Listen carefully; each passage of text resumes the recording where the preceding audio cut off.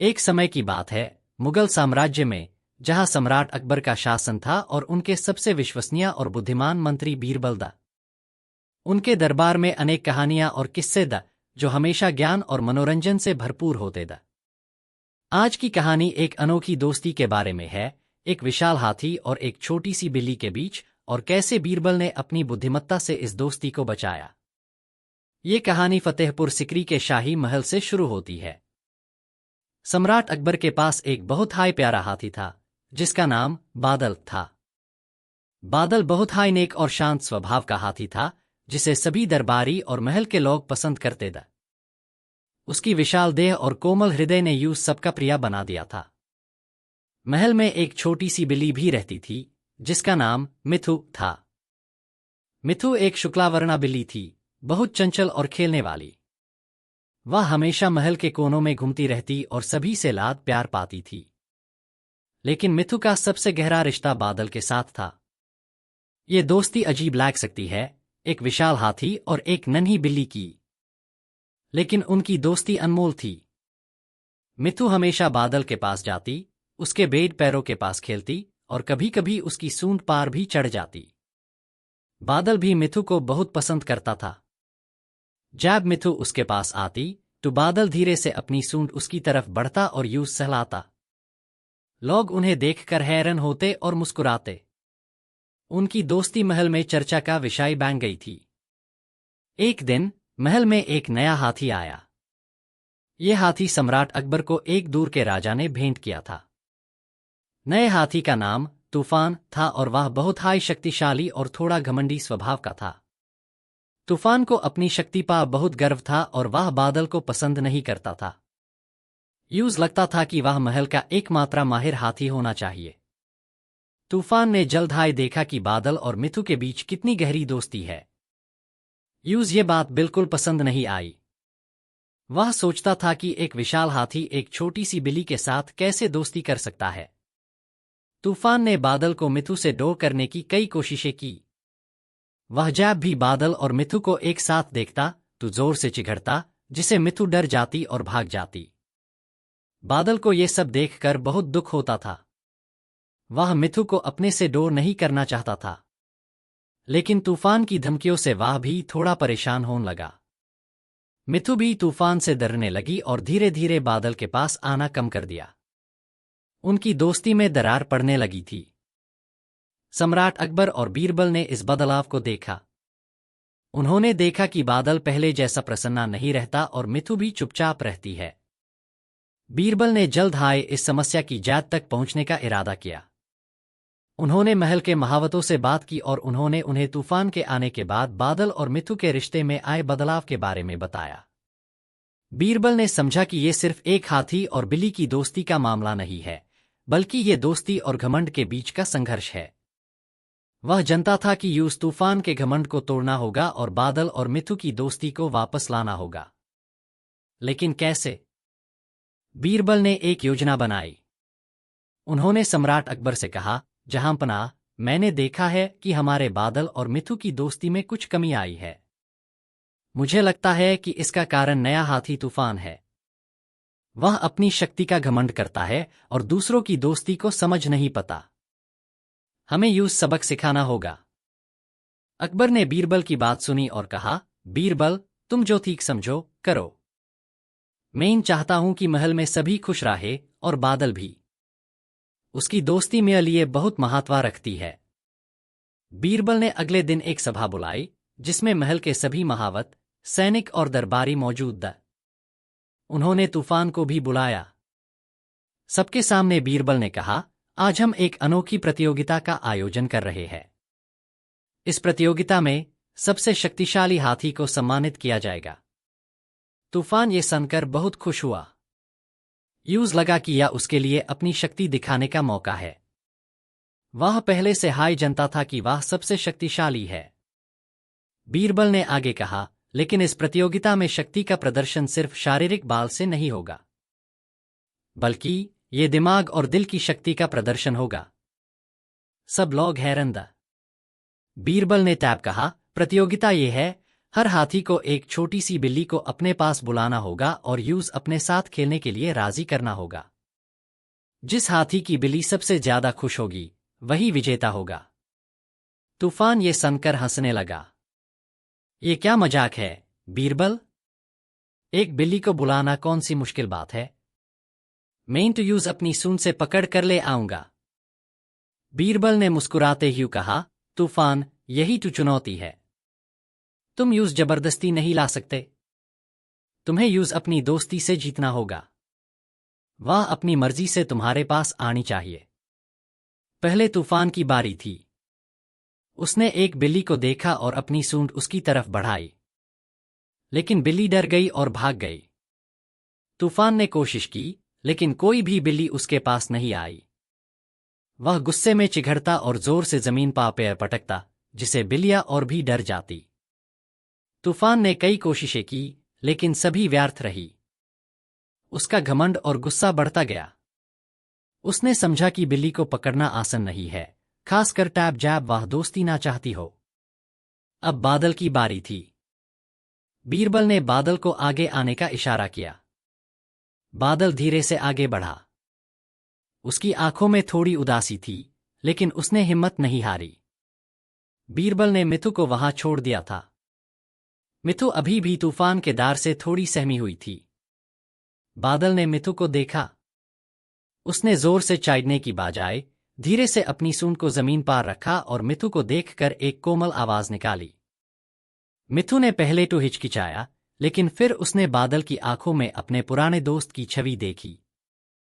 मिथु धीरे धीरे बादल की तरफ बढ़ी। बादल ने अपनी सूंड उसकी तरफ थोड़ी और बढ़ाई, जिससे मिथु को लगता कि वह सुरक्षित है। मिथु ने अंत में हिम्मत की और बादल के पास पहुंच गई। वह उसके बेड पैरों के पास बैठ गई और उसकी सूंड से खेलने लगी। बादल बहुत खुश हुआ। उसने अपनी सूंड से मिथु को धीरे से सहलाया।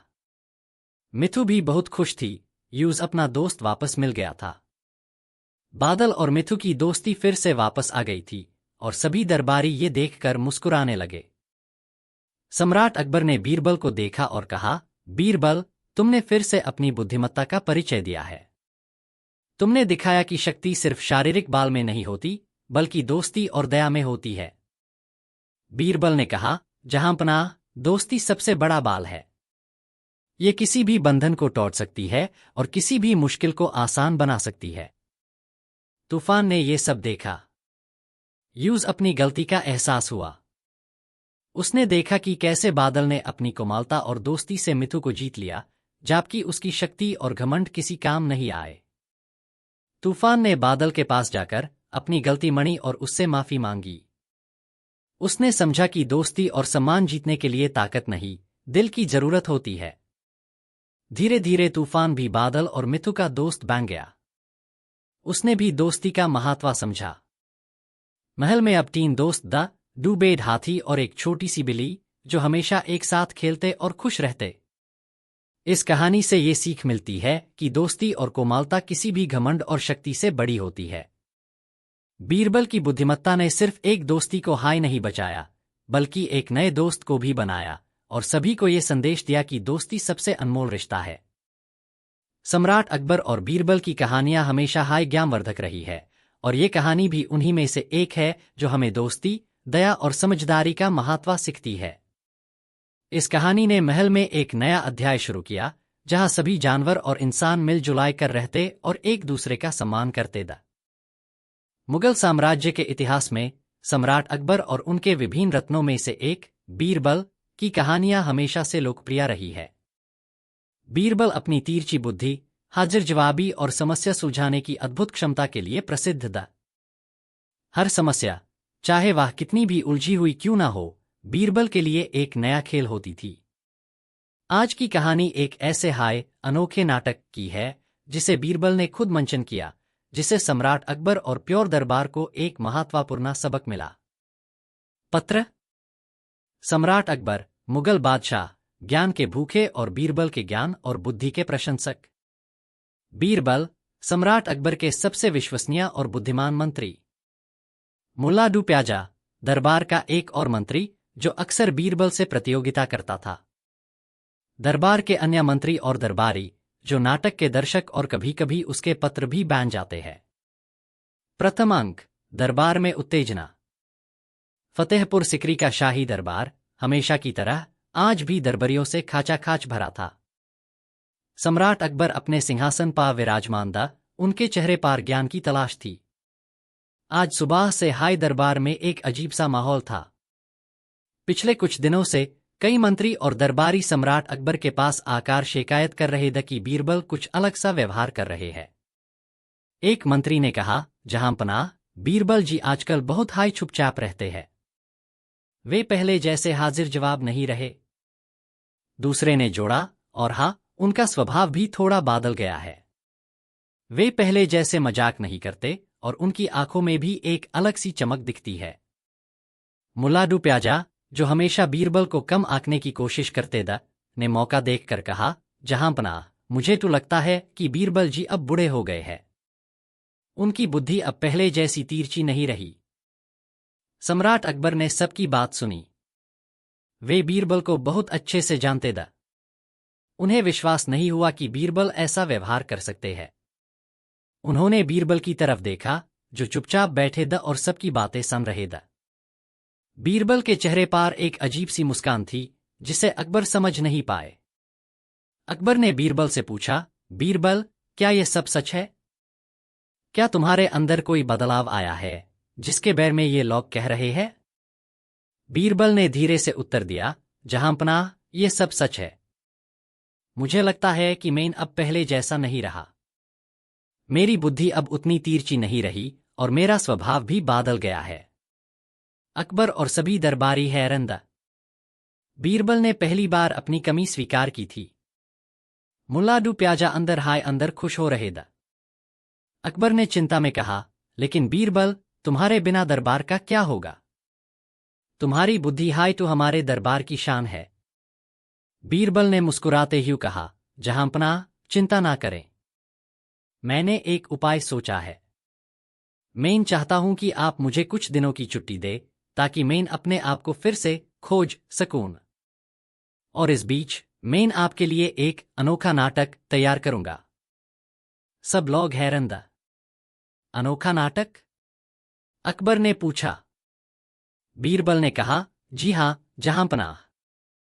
ये एक ऐसा नाटक होगा जो आपको और प्योर दरबार को कुछ महत्वपूर्ण सबक सिखाएगा। लेकिन इसके लिए आपको मेरा कहने पर चलना होगा। अकबर, जो हमेशा बीरबल पर विश्वास करते थे, मान गए। उन्होंने बीरबल को छुट्टी दे दी और अनोखे नाटक का इंतजार करने लगे। द्वितीय अंक, नाटक की तैयारी। बीरबल ने छुट्टी ले ली और महल से बाहर निकल गए। लेकिन वह सचमुच अपने आप को खोजने नहीं गए थे। उनकी छुट्टी एक नाटक का हिस्सा थी। उन्होंने अपने कुछ विश्वसनीय सेवकों को अपने साथ लिया और एक गुप्त स्थान पर चले गए, जहां उन्होंने अपने नाटक की तैयारी शुरू की। बीरबल की योजना बहुत हाई गंभीर और अनोखी थी। उन्होंने पागलों के शहरी का नाटक करने का सोचा। उन्होंने अपने सेवकों को बताया कि वे ऐसे व्यक्तियों को इकट्ठा करें जो समाज में पागल माने जाते हैं या जो अजीब तरीके से व्यवहार करते हैं। उन्होंने उन्हें ऐसे कपड़े पहनाए जो फाटे पुराने द और उन्हें अजीबोगरीब चेहरे बनाने और बातें करने को कहा। बीरबल ने खुद भी एक पागल का रूप धारण किया। उन्होंने अपने कपड़े फाड़ दिए, बाल बिखरा लिए और अजीब तरीके से बोलना शुरू कर दिया। उन्होंने अपने सेवकों को इस पागलों की सेना का प्रशिक्षण दिया कि उन्हें क्या करना है और कैसे व्यवहार करना है।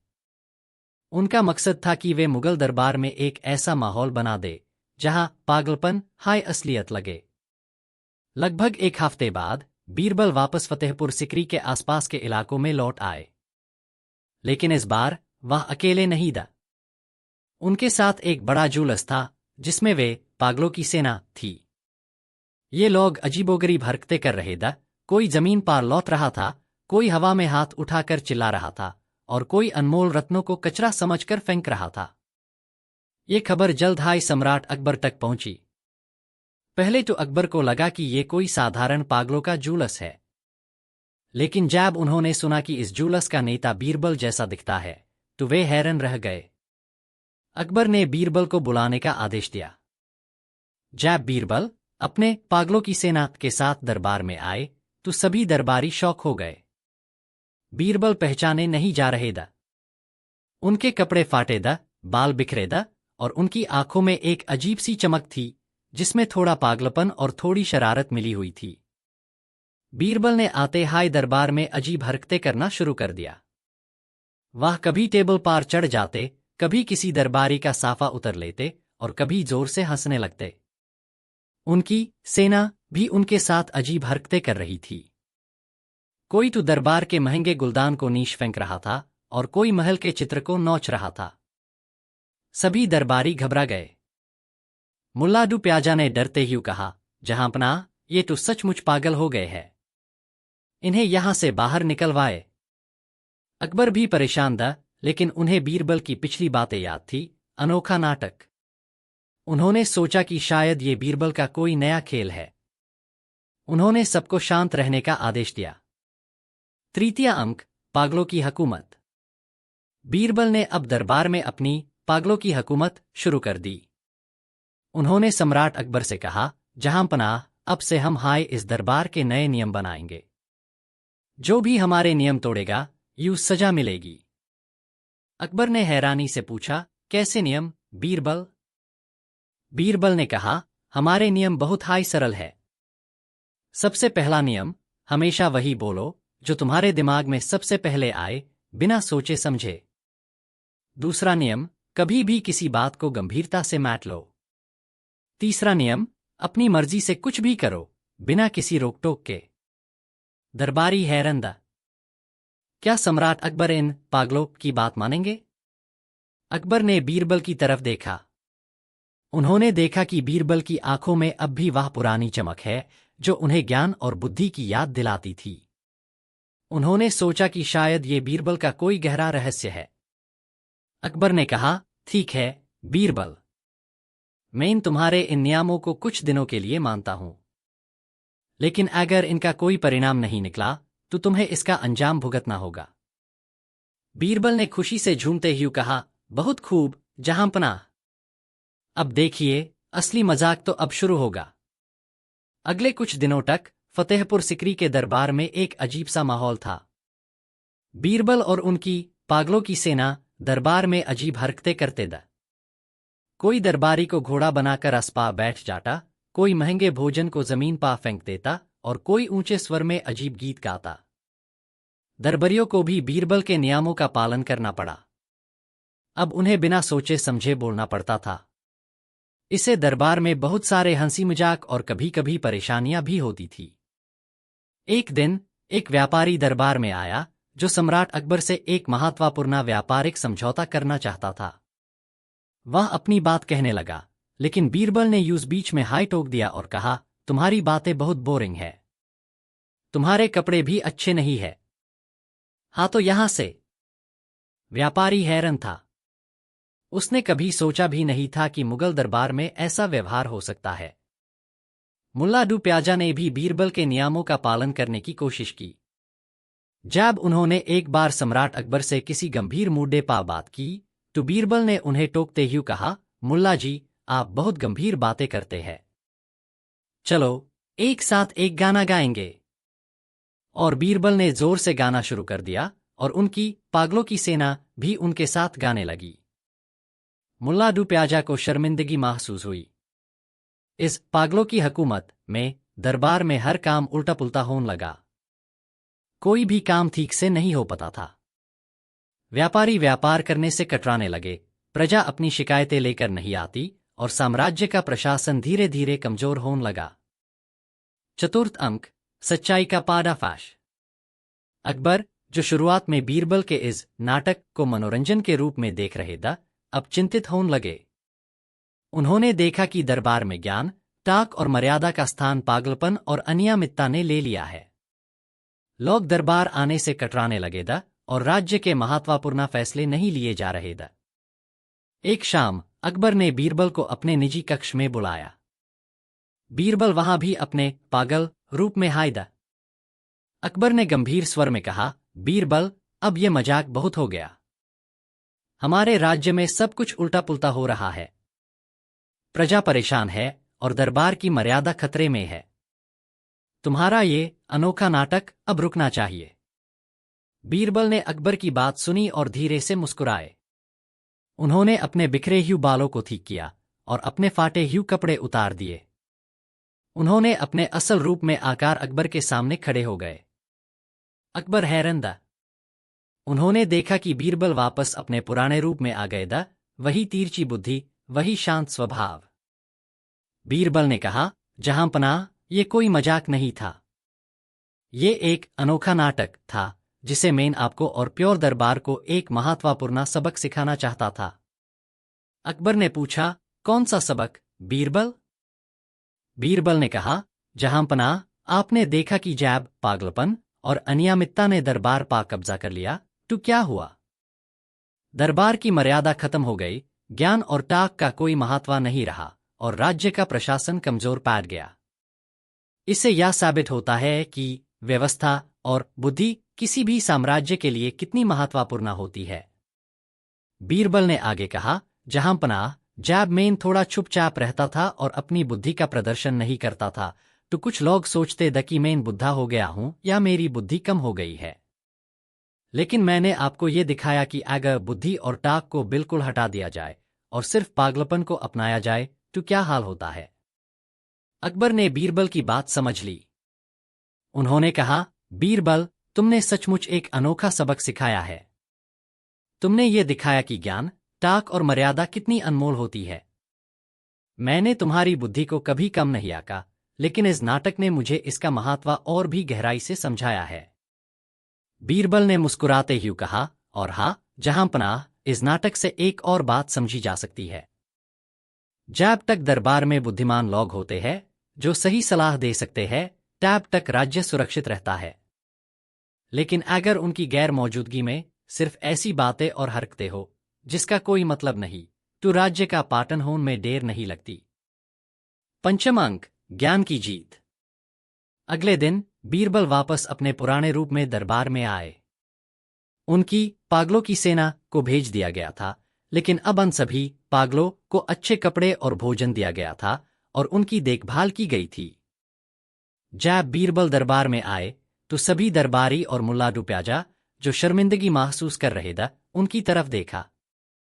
अकबर ने उठकर कहा, दरबारियों, मैंने आज बीरबल से एक बहुत बड़ा सबक सीखा है। बीरबल ने अपने अनोखे नाटक से हमें यह दिखाया है कि ज्ञान, ताक और मर्यादा कितनी महत्वपूर्ण होती है। जब तक दरबार में बुद्धि और व्यवस्था रहती है, तब तक हमारा साम्राज्य सुरक्षित है। अकबर ने मुल्ला प्याजा की तरफ देखा और कहा, और जो लोग बीरबल की बुद्धि पर संदेह करते थे, उन्हें आज समझ आ गया होगा कि बीरबल की जगह कोई नहीं ले सकता। मुल्ला प्याजा ने अपनी गलती मानी और बीरबल से माफी मांगी। बीरबल ने कहा, जहांपनाह, हर इंसान की अपनी जगह और अपना महत्व होता है, और ज्ञान की कदर करना सबसे बड़ी बुद्धिमत्ता है।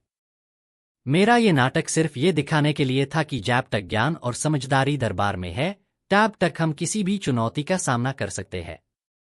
और इस तरह बीरबल ने अपने अनोखे नाटक से सम्राट अकबर और प्योर दरबार को एक अनमोल सबक सिखाया। दरबार में ज्ञान, ताक और समझदारी का महत्व फिर से स्थापित हो गया, और बीरबल की बुद्धिमत्ता की कीर्ति और भी बढ़ गई। ये कहानी आज भी हमें ये सिखाती है कि असल शक्ति ज्ञान और बुद्धि में होती है, न कि सिर्फ शारीरिक बल या घमंड में। नाटक का अंत हुआ, लेकिन उसके दिए गए सबक हमेशा के लिए अमर हो गए।